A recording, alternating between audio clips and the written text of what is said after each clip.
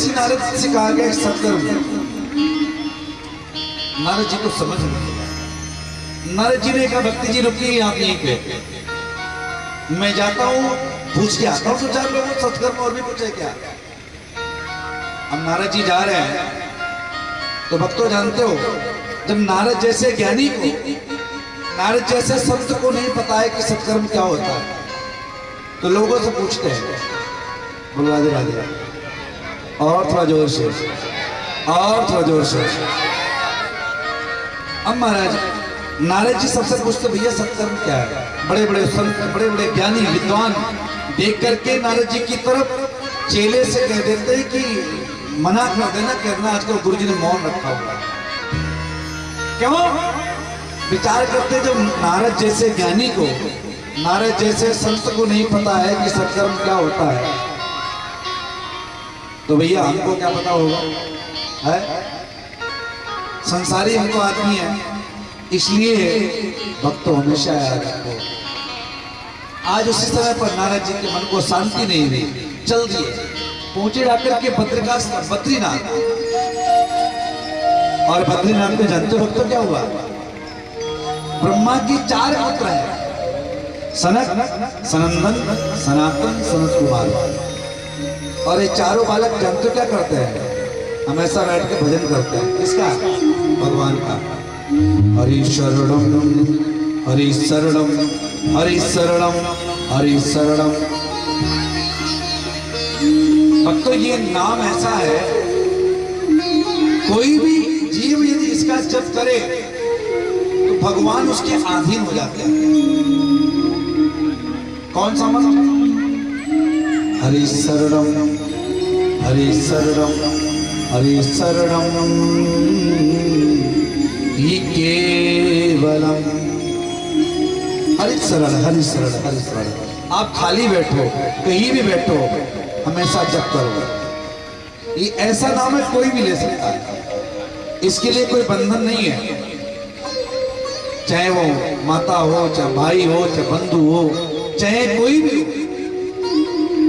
और ये नाम ऐसा है, आप सुबह उठ के खाली बैठ करके कुछ नहीं तो हरि शरणम, हरि शरणम, हरि शरणम, हरि शरणम, कहीं भी रहो। और महाराज इस नाम का प्रभाव ऐसा है कि चारों बालक हमेशा जवान रहते हैं, 5 वर्ष से ज्यादा की उम्र की नहीं होते। हम लोग तो रोज च्यवनप्राश के डिब्बे पे डिब्बे खाए जा रहे हैं, बादाम पे बादाम खाए जा रहे हैं, एकदम मलाई भी खा रहे हैं, दूध भी खा रहे हैं, लेकिन फिर भी गालों की झुर्रियां जा ही नहीं रही। बोलो राधे राधे, और थोड़ा जोर से, और थोड़ा जोर से। आजकल के लोग तो जरा सा बुढ़ापा देखने लग जाए फिर देखो डॉक्टर के पास कैसी दौड़ लगाते हैं, दिख कैसे गया। लेकिन एक बात याद रखना, ये तो शरीर का धर्म है महाराज। अमर होने से भी कुछ नहीं होता है, मरना तो पड़ेगा। आप मृत्यु लोग, यहाँ आकर के कोई आज तक रहा ही नहीं है। अरे दुनिया की छोड़ो, जब राम और कृष्ण नहीं रह पाए तो हम और आप क्या रह पाएंगे? रह पाएंगे? उनको भी जाना पड़ा, इसलिए बुढ़ापा भी आएगा, जवानी भी आएगी। लेकिन एक बात याद रखना, मैं हमेशा अक्सर एक बात कहा करता हूं, जो आकर के चली जाए उसे जवानी कहते हैं, और जो आकर के नहीं जाए और आदमी को लेकर के जाए उसे बुढ़ापा कहते हैं। बोल राधे राधे, और थोड़ा जोर से, और थोड़ा जोर से। इसलिए जीवन में आप ऐसा प्रयास करो कि गोविंद का नाम आपकी जुबान पे चलता रहे, बस। और महाराज भक्तों की बड़ी कृपा हुई। देवर्षि नारद ने कहा भैया प्रणाम आपके चरणों में। सनत कुमारों ने कहा भैया आपके चेहरे को देख करके लगता बड़े उदास हो, बड़े दुखी हो, क्या बात? नारद जी ने कहा भैया मैंने जीवन में ऐसा आश्चर्य देखा कि माँ जवान और बेटा बूढ़े हो गए। ऐसा कोई उपाय करो। और उसके बाद में हमने उनको जवान करने के लिए वेद वेदांत का सबका पाठ किया, लेकिन इसके बाद में भी मन में शांति नहीं है। आकाशवाणी हुई, सत्कर्म करो। सनत कुमारों ने कहा, देवर्षि दुनिया में सबसे बड़ा सत्कर्म कोई है तो भैया भागवत की कथा है, इससे बड़ा कोई सत्कर्म नहीं है। जिसने भागवत की कथा सुन ली, जिसने भागवत की कथा करा ली, उसने दुनिया का सारा सत्कर्म करा लिया। इसलिए बड़ा सुंदर भागवत की कथा करा हुआ। सनत कुमारों ने, जानते हो, नारद से कहा एक काम करो। अब ज्ञान वैराग्य वृद्धावस्था को प्राप्त हो गए हैं, लेकिन मां जवान है तो भक्ति बद्रीनाथ तक तो नहीं आ पाएगी। तो एक काम करो, बद्रीनाथ से नीचे थोड़ा हम चलते हैं और वृंदावन से थोड़ा भक्ति ऊपर को आएगी। और भक्तों जानते हो क्या हुआ? आहा, हरि का द्वार, हरिद्वार में महाराज आनंद नामक घाट पे नारद वक्ष्यामो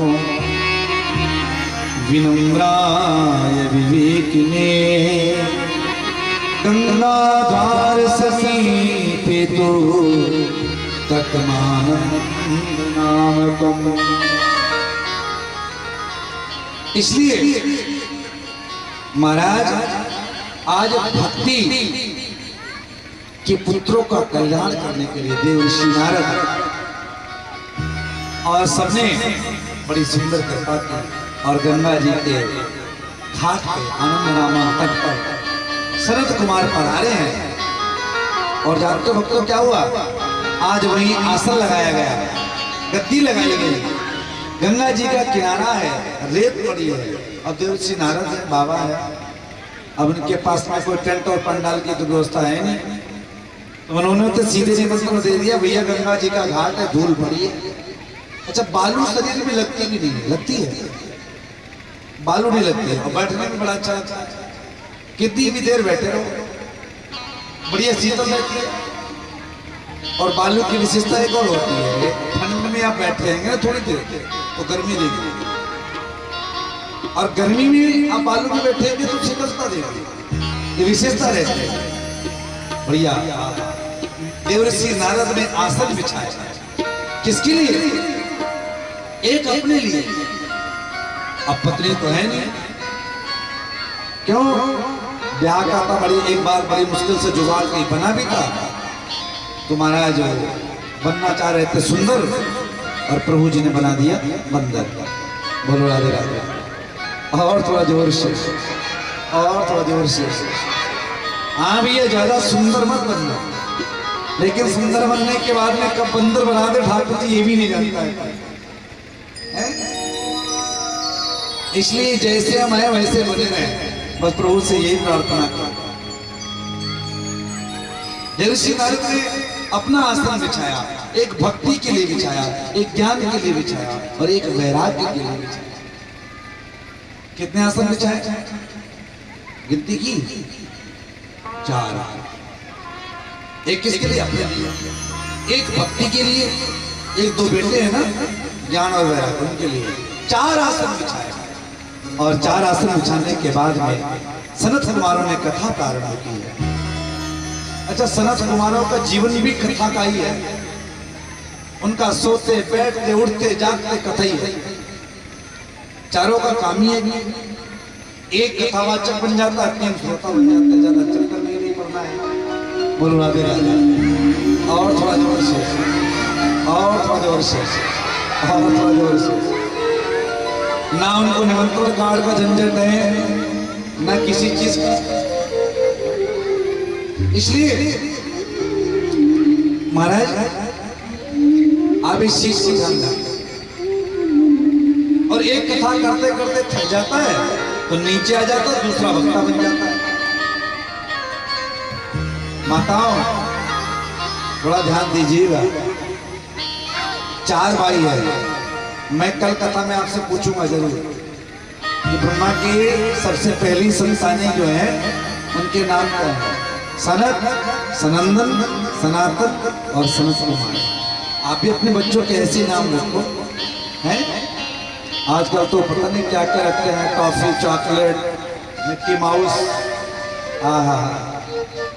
नाम भी ऐसे ही नहीं समझ में आता है कि मोटरसाइकिल को बुलाया जा रहा है कि लड़के को बुलाया जा रहा है। विक्की भाई साहब,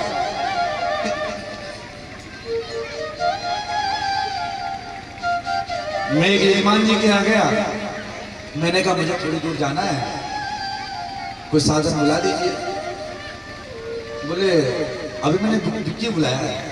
विक्की तो मैं इंतजार में था कि विक्की आने वाली है। भाई साहब आकर के खड़े हो गए, महाराज जी आप इनके साथ में चले जाए। तो मैंने कहा मैं इनके साथ में जाकर के क्या करूंगा? बोले यही तो विक्की है हमारे पास में और कोई है नहीं। आजकल के लोग भी ऐसे हैं। इसलिए भक्तों जीवन में अपने बालकों का नाम रखो तो अच्छे।